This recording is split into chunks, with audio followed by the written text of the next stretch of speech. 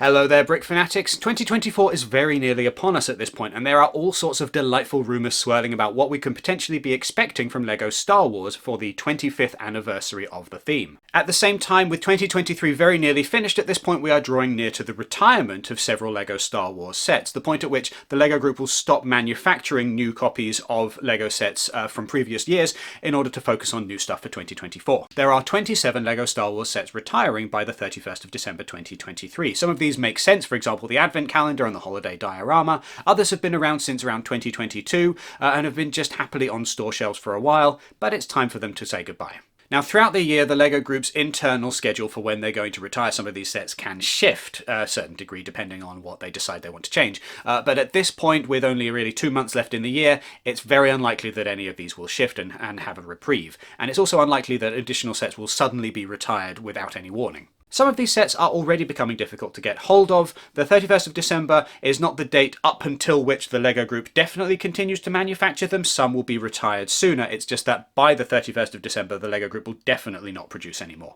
That being the case, and with Black Friday nearly upon us, it is definitely well worth keeping an eye out for some of these sets because you're not going to get another chance to purchase them. All of that said though, what can these retiring sets potentially tell us about what the LEGO Group is going to offer for LEGO Star Wars in 2024?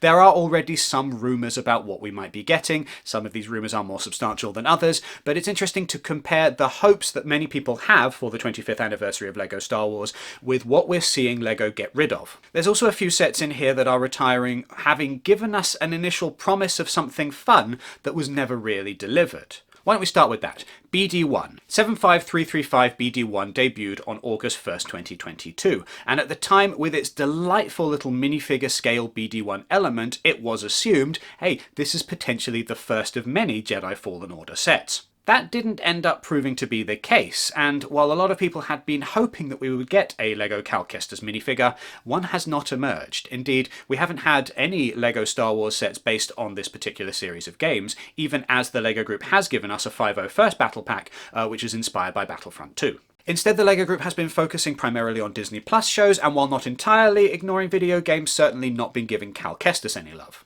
One has to wonder why BD1 of all characters was given a brick-built LEGO version, and why indeed we didn't end up seeing more of these. Maybe there was something behind the scenes around the sales of this particular set that had the LEGO Group consider maybe doing these, but then ultimately feeling like it wasn't a good idea. Regardless, there is a rumour that we will potentially be seeing a Star Wars video game character get the minifigure treatment next year, in the form of Darth Malak from Knights of the Old Republic. And this is an interesting choice if this rumour does prove to be true, because it means that the LEGO Group has chosen a not necessarily obscure, but certainly somewhat dated video game character over someone more relevant like Cal Kestis. I mean, by that logic, they might as well just give us Kyle Katarn, right? Oh, that would be good. Certainly when we had the opportunity to hear from the LEGO Star Wars team at the Recognized LEGO Fan Media Days, they had a lot to say about checking the internet regularly to see what people are hoping for from their LEGO Star Wars sets. And they did also make it very clear that they are fans of the wide spectrum of Star Wars stuff, not just the really mainstream things. So we're getting somewhat mixed messages here. On the one hand, BD1 is retiring without us ever having seen Cal Kestis in minifigure form, which is peculiar. But at the same time, if this rumour does prove true and Darth Malak does get minifigure treatment, then, well, there's not really much else to say except that that would be an odd choice. As said, a lot of the sets that the LEGO Group has been focusing on recently have been Disney Plus sets, and as such it does make sense that finally, after a few years on the market, several Disney Plus shows are seeing their LEGO sets retire. Dark Trooper Attack, for example, is sad to see go because it was such an influential set in kind of preparing the way for a lot of different LEGO Star Wars dioramas. And as such, it does make sense that it's going because it is a fairly old set at this point, and indeed, The Mandalorian Season 2 was quite a while ago now on the Disney Plus schedule, but at the same time, it's a great set and it'll be missed. Other similar Disney Plus inspired retiring sets such as Attack on Ferrix and Obi-Wan Kenobi vs Darth Vader also do make sense because regardless of how well these different shows were received, they're a few years old now, they're not the new hotness in terms of Disney Plus shows. As mentioned in a previous video, a lot of the more recent Disney Plus shows have seen their LEGO sets' lives expanded, and they're going to be retiring slightly later than initially planned, which does suggest that they will be around on store shelves for a lot longer, even as these older ones are quietly retired. But that does mean that we are making space for more current sets based on, for example, Ahsoka. There are still depths within Ahsoka that have not yet been mined. The set that everybody wants is the Chimera, Grand Admiral Thrawn's ship, and in addition to just being an excellent ship to display anyway, it's an opportunity to bring back a minifigure that has been sorely in demand. Whether that will happen remains to be seen. The big new thing on the Disney Plus rota, for Star Wars at least, is Skeleton Crew, which is coming out eventually. But the specific timings of things have been a little bit muddled thanks to, for one thing, the writers and actors strikes taking place in America, but also just the sheer complication around Disney Plus as a platform and what content they actually want to put out, given that they're willing to just dump things if they don't necessarily think that they're going to bring in new subscribers. Finger bones crossed, but Skeleton Crew should probably release in 2024, and we will probably be getting the long-awaited, long-rumoured Skeleton Crew LEGO set. That goes partway to filling the gap left by some of these retiring Disney Plus sets. What else we're going to be getting is anyone's guess.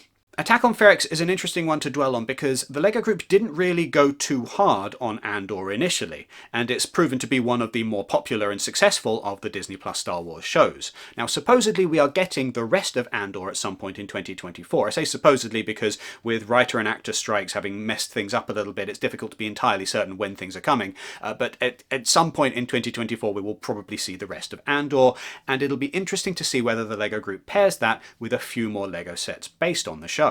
At the same time, Andor does skew a little bit older than most Star Wars content, and one has to wonder whether the initial decision not to make more Andor LEGO Star Wars sets was simply because the LEGO Group decided that because this one was not quite for the same young demographic as many of the other shows, it was potentially a wasted opportunity to focus on that rather than Obi-Wan Kenobi, which was expected to do gangbusters.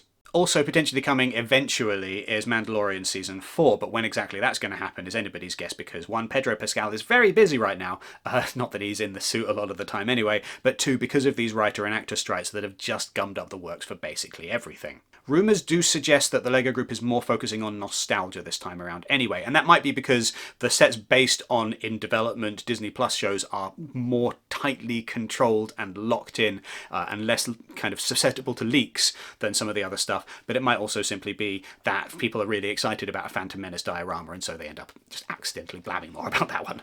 Also noteworthy on the retiring LEGO Star Wars sets list are the Star Wars dioramas from 2022, the Trash Compactor, Death Star Trench Run, and Dagobah Training. All of these sets are absolutely wonderful, by the way, just fun in general.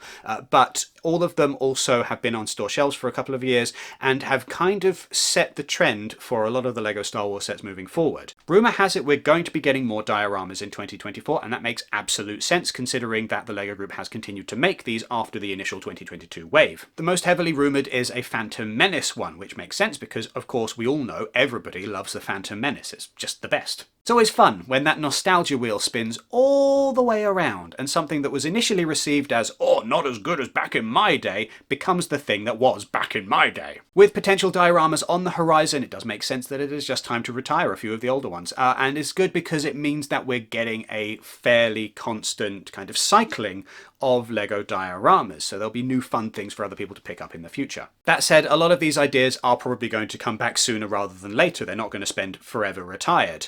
In some form or another, we'll get another version of these simply because, as noted by the LEGO designers at Recognised LEGO Fan Media Days, you've always got to have an X-Wing, for example. Speaking of which, 75301 Luke Skywalker's X-Wing is retiring, and with it goes the kind of moderate, cheap-ish, more play-oriented X-Wing that is currently on the market. There's still the Ultimate Collector Series X-Wing, of course, but that doesn't necessarily meet the needs of the LEGO Group in fulfilling that we've always got to have an X-Wing kind of mandate. There needs to be an X-Wing which is cheap, relatively easy to build, and sturdy enough to withstand a fair amount of relatively vigorous play. That ain't the UCS set. That being the case, it won't be a surprise if in 2024 we get another relatively similarly sized X-Wing, just a refresher and update on what we've had before. Just wondering how they could differentiate that from what we've had previously. The currently retiring X-Wing has Luke Skywalker in his Red 5 gear, and Princess Leia and General Dodonna. Just looking at X-Wing toys available from other retailers, Hasbro, I believe,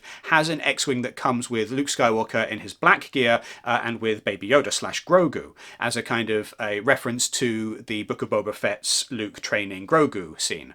And that might be a way that the LEGO Group could go with a potential new X-Wing which would differentiate it from the Red 5 Luke. That would be a fun one to have for fans of both the old and new expanded universe of Star Wars canon, and the idea that Luke went off and had further adventures with his X-Wing after Return of the Jedi, wearing fairly similar clothes. At the same time though, even the Book of Boba Fett is quite a few years old at this point, and one has to wonder whether there's something more relevant that the LEGO Group could do with an X-Wing to make it more kind of fit in with Disney Plus at this moment in time, or with Star Wars in general. There are a fair few LEGO Star Wars sets on this list that just kind of make sense to be retiring at this point. For example, the Republic Gunship Ultimate Collector Series set, yeah, that's fine. Like, it's been on the market for a few years and we've got a smaller, different type of gunship anyway. The Snowtrooper Battle Pack, there are always more battle packs. There have been plenty more. There's probably going to be more in 2024. That's not really a surprise. The Ahsoka Tano Brickheads, I mean, the lifespan of these brickheads is not particularly long. So yeah, fine, get rid of that. We can have a different Star Wars character in brickheads form instead.